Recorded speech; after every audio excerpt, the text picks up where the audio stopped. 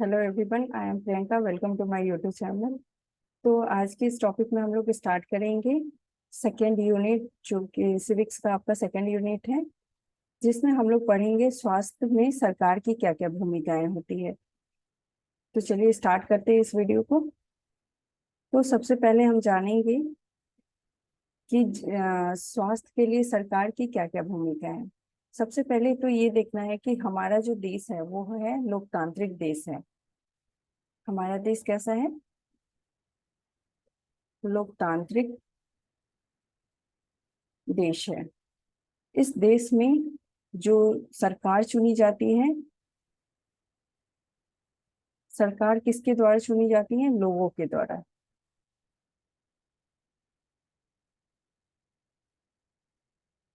इसका तात्पर्य है कि लोगों की जो भी समस्याएं हैं, लोगों की जो भी जरूरतें हैं, लोग, क्योंकि भारत की जनसंख्या बहुत अधिक है, तो सारे लोग आपकी सरकार किसी भी कानून व्यवस्था को नहीं बना सकते हैं। तो सारे लोग मिलके अपना एक प्रतिनिधित्व चुनते हैं और सरकार को चुन के संसद में भेजते हैं।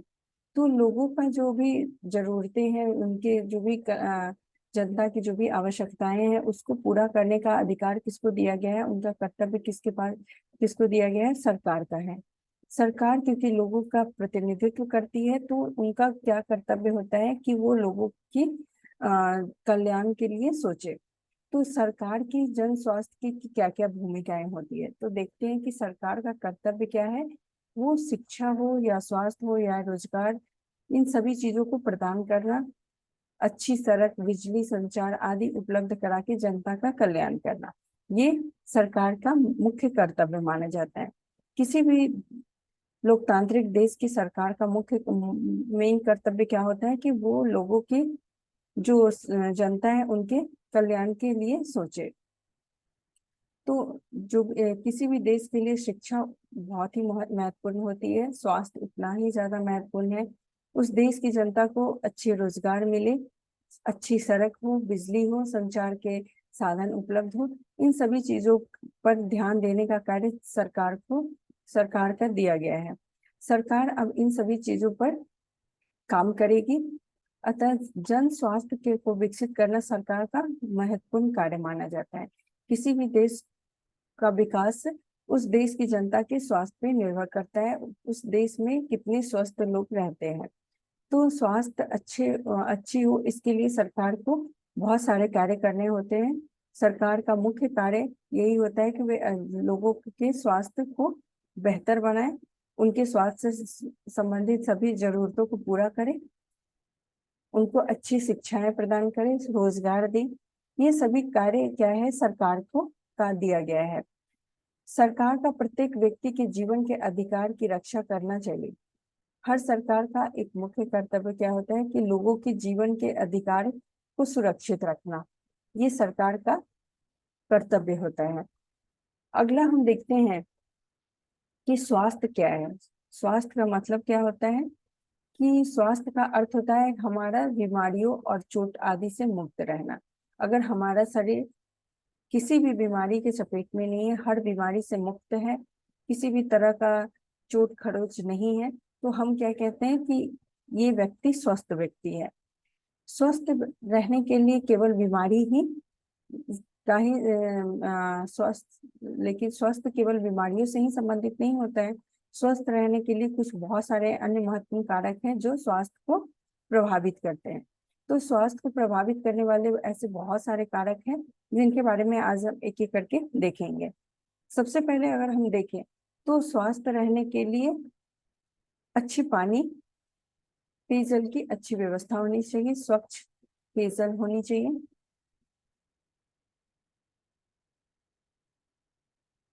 स्वच्छ जल होनी चाहिए।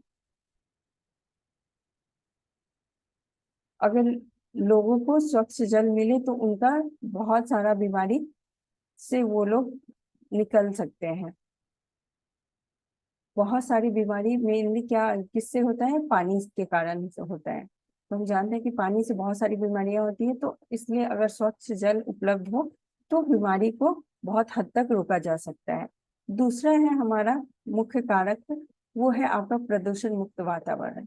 वातावरण ऐसा होना चाहिए जो प्रदूषण से मुक्त हो, जहाँ पे किसी भी तरह का जहरीला वातावरण ना हो, जहरीली गैस उस वातावरण में ना हो, स्वच्छ वातावरण हो, हरियाली हो। वैसे जगह में लोग काफी स्वस्थ रहते हैं। तो स्वस्थ रहने के लिए प्रदूषण मुक्त वातावरण होना चाहिए। उसके लिए क्या क्या होना चाहिए? तो पर्यावरण जो है, वो पर्यावरण में हरियाली होनी चाहिए। पर्यावरण में अधिक से अधिक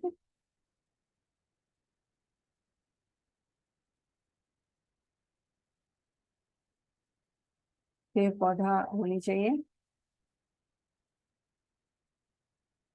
तो ऐसे पर्यावरण में, ऐसे माहौल में लोग, कैसे वातावरण में क्या होते हैं, ज्यादा लोग स्वस्थ रहते हैं। लोगों को भरपेट भोजन मिलना चाहिए, मीन्स इसका मतलब है पौष्टिक आहार लोगों को मिलना चाहिए।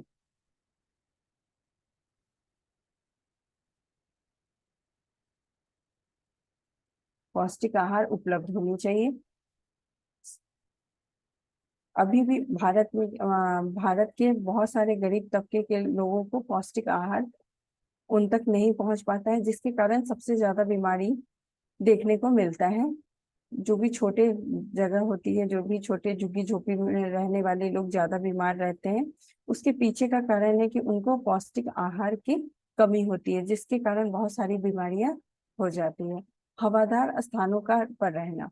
हवादार स्थान ऐसे स्थान जहाँ पे कोई भी ऐसा प्रदूषण वाला उद्योग न लगा हो। लोगों का घर ऐसा होना चाहिए, घर ऐसी जगहों पे होना चाहिए,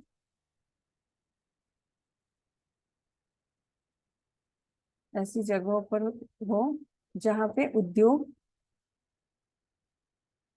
या कल कारखाने कारखाने नहीं लगाने।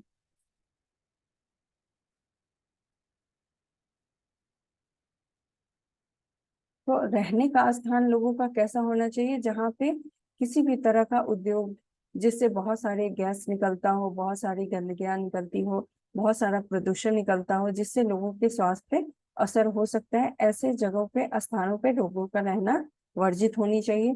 सरकार को ऐसी व्यवस्थाएं करनी चाहिए कि जो भी रहने का स्थान हो, वो काफी स्वच्छ हो, हवादार हो। वैसे जगहों पे लोग ज्यादा स्वस्थ रहते हैं। इन सभी चीजों के उपलब्ध होने के से ही लोगों का स्वास्थ्य क्या होगा, बेहतर होगा। तो ये बेहतर करने का कार्य कौन कर सकता है? तो हमारी देश की सरकार कर सकती है। अब देखते हैं कि स्वास्थ्य को कितने मुख्य भागों में बांटा गया है, स्वास्थ्य क्षेत्र को। तो स्वास्थ्य सेवाओं को मुख्यतः दो भागों में बांटा गया है। एक तो हो जाता है सार्वजनिक स्वास्थ्य सेवाएं, दूसरा हो जाता है आपका निजी स्वास्थ्य सेवाएं। जो हमारा सार्वजनिक स्वास्थ्य सेवाएं होती है, वो कैसी सेवाएं होती है? जिसमें सार्वजनिक स्वास्थ्य सेवाएं या स्वास्थ्य केंद्र हो या अस्पताल हो, उसका एक श्रृंखला बना होता है, जिसका संचालन सरकार के द्वारा चलाई जाती है। इसका ये किसके द्वारा चलाई जाती है? जो सार्वजनिक क्षेत्र का स्वास्थ्य सेवाएं होती है, वो सरकार द्वारा चलाई जाती है। इसका मुख्य संचालन सरकार करती है। ये आपका शहरी और ग्रामीण दोनों ही क्षेत्रों से जुड़ा होता है। जो हमारे सार्वजनिक क्षेत्र स्वास्थ्य सेवाएं हैं, सार्वजनिक स्वास्थ्य सेवाएं,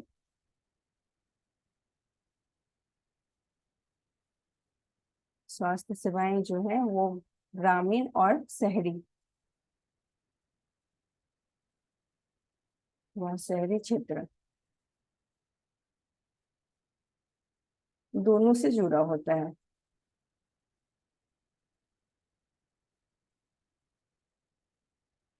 जुड़ा होता है। इसमें सार्वजनिक स्वास्थ्य सेवाएं जो व्यवस्थाएं होती है, का एक महत्वपूर्ण पहलू क्या होता है कि इसमें इसका उद्देश्य क्या है कि अच्छी स्वास्थ्य सेवाएं निशुल्क, यहाँ निशुल्क व सस्ती व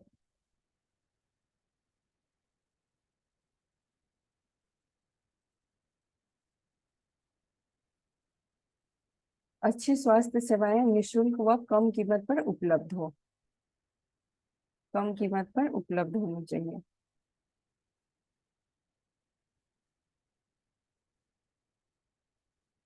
उपलब्ध होनी चाहिए।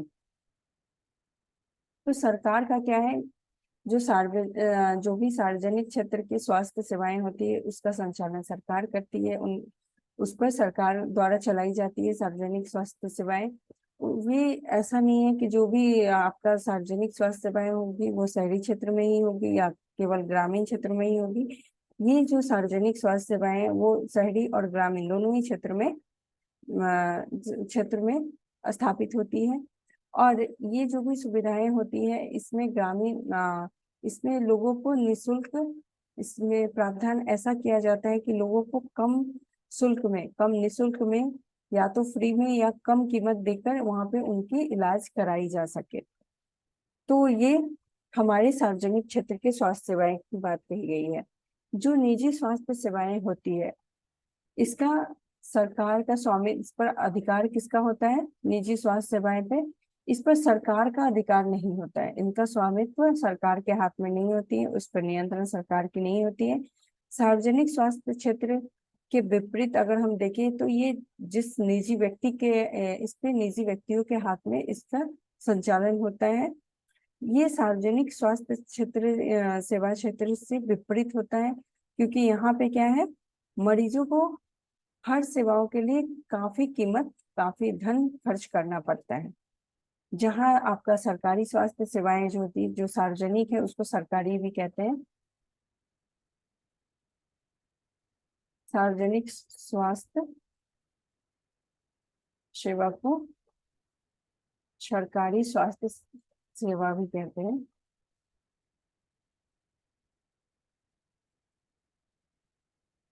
स्वास्थ्य सेवा भी कहते हैं क्योंकि इसमें सरकार का हक होता है, सरकार का नियंत्रण होता है। इसमें क्या है, कम खर्च होती है। अगर हम निजी क्षेत्र की बात करें तो निजी क्षेत्र में क्या है, ये सभी चीजें महंगी हो जाती है, इस पे सरकार का कोई नियंत्रण नहीं होता है, इस पे निजी व्यक्तियों का नियंत्रण होता है।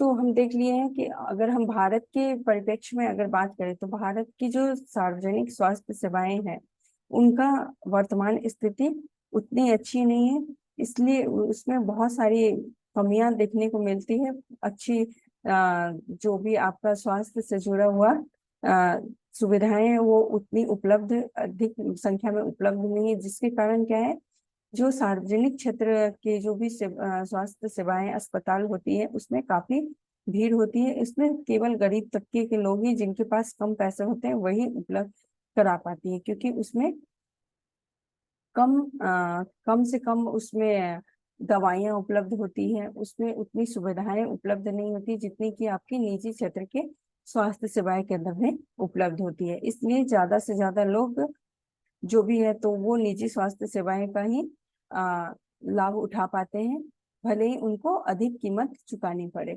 तो हमारे देश की जो स्वास्थ्य सेवाएं की बात करें तो वो काफी बेहतर नहीं है। सार्वजनिक क्षेत्र की बात करें तो वो ज्यादा बेहतर नहीं है, उसमें बहुत सारी कमियां देखने को मिलती है। अगला हम देखते हैं कि अमेरिका, एक जगह है कोस्टारिका, जो कि कोस्टारिका के तरीके की बात करें तो कोस्टारिका आपका मध्य अमेरिका का एक देश है। कोस्टारिका, ये एग्जाम में आपके पूछे जाते हैं कोस्टारिका के बारे में, ये किस चीज के लिए फेमस है। तो कोस्टारिका जो जगह है वो आपका मध्य अमेरिका का एक देश है। वो इसको सबसे स्वस्थ देश माना गया है, सबसे स्वस्थ देश माना गया है। यहाँ पे ज्यादा ज्यादा लोग स्वस्थ हैं, अधिक से अधिक लोग स्वस्थ हैं। यहाँ पे स्वास्थ्य के ऊपर कोई खर्च नहीं किया जाता है। यहाँ पे सेना के ऊपर सेना नहीं रखी गई है इस देश के अंदर। उनकी जो खर्च होती है, सेना के ऊपर जो व्यय किए जाते हैं, उस धन को यहाँ के लोग, सरकार जो है वो लोगों की शिक्षा, स्वास्थ्य और अन्य आधारभूत सुविधाओं पर खर्च करती है। तो अब इससे जान सकते हैं कि जब लोगों की आधारभूत सुविधाएं अच्छी होगी, उस पर अच्छे खर्च किए जाएंगे, उनको बेहतर सुविधाएं उपलब्ध कराई जाएगी तो उनका स्वास्थ्य भी बेहतर होगा, उनके स्वास्थ्य पे अधिक ध्यान दिया जाता है। और इसके लिए उस देश में सेना की जरूरत नहीं है, ज्यादा से ज्यादा लोग वहां स्वस्थ हैं। ये आपके एग्जाम में पूछा गया था। तो कोस्टारिका की सरकार का क्या मानना है कि देश का जो विकास है वो देश का स्वस्थ होने के कारण, देश का स्वस्थ होना जरूरी होता है। देश का विकास तभी हो सकता है जब वहाँ के लोग स्वस्थ होंगे। अगला हम देखते हैं कि जो सरकारी स्वास्थ्य योजनाएं हैं, तो सरकार की तरफ से बहुत सारी स्वास्थ्य योजनाएं बनाई गई है। ये जो योजनाएं होती है वो केंद्र सरकार द्वारा संपूर्ण देश के लिए चलाई जाती है। जो भी योजनाएं तैयार की जाती है वो केंद्रीय सरकार के द्वारा पूरे संपूर्ण देश के लिए बनाई जाती है। तो कुछ ऐसी योजनाएं होती है जिसको राज्य सरकार अपने अपने राज्य में पृथक रूप से विशेष योजनाएं संचालित करती है। तो राज्य स्तर पे भी बहुत सारी स्वास्थ्य योजनाएं बनाई जाती है जिसको हर राज्य के सरकार जो है अपने राज्य में संचालित करती है। और केंद्र के स्तर पे बहुत सारी योजनाएं तैयार की जाती है जिसको राज्य में भी लागू किया जाता है। तो राष्ट्रीय ग्रामीण स्वास्थ्य मिशन जो थी, जिसका अब नाम बदल गया है, अब उसका नाम क्या रखा गया है, राष्ट्रीय स्वास्थ्य मिशन। अब उसमें ग्रामीण हटा दिया गया है, राष्ट्रीय स्वास्थ्य मिशन कर दिया गया है। इसके अंतर्गत बहुत सारी योजनाएं चलाई गई हैं। कौन कौन सी योजनाएं हैं वो देखते हैं। तो सबसे पहले हम देखते हैं जो केंद्रीय स्तर पर जो योजनाएं चलाई गई हैं वो है जननी शिशु सुरक्षा कार्यक्रम। इसका क्या मतलब होता है, जननी शिशु सुरक्षा कार्यक्रम? ये महिलाओं के गर्भाधान के दौरान होने वाली उनको दी जाने वाली सुरक्षा से संबंधित है। उस टाइम में जो भी महिलाओं को दिक्कतें आती हैं उनकी देखभाल के लिए बहुत सारे कार्यक्रम चलाए जाते हैं। मलेरिया उन्मूलन योजनाएं, मलेरिया के उन्मूलन के लिए भी बहुत सारी योजनाएं चलाई गई हैं। पोलियो मुक्त अभियान, पोलियो से पोलियो मुक्ति के लिए बहुत सारे अभियान चलाए गए हैं। इंद्रधनुष कार्यक्रम, ये आपका टीकाकरण से संबंधित होते हैं। जन्म के बाद बच्चे को, शिशु को जो टीका दी जाती है ये उससे जुड़ी हुई है। ये टीकाकरण से जो भी महत्वपूर्ण टीका होती है वो इसके तहत लाई जाती है। तो ये हमारी सरकार की योजनाएं हैं जो कि सरकारी स्तर पे चलाई जाती है।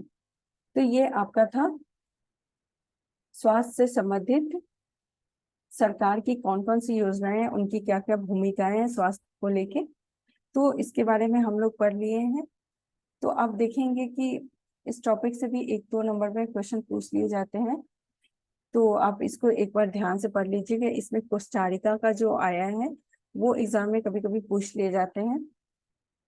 सरकार की कौन कौन सी योजनाएं हैं ये सब आपको जानना होगा।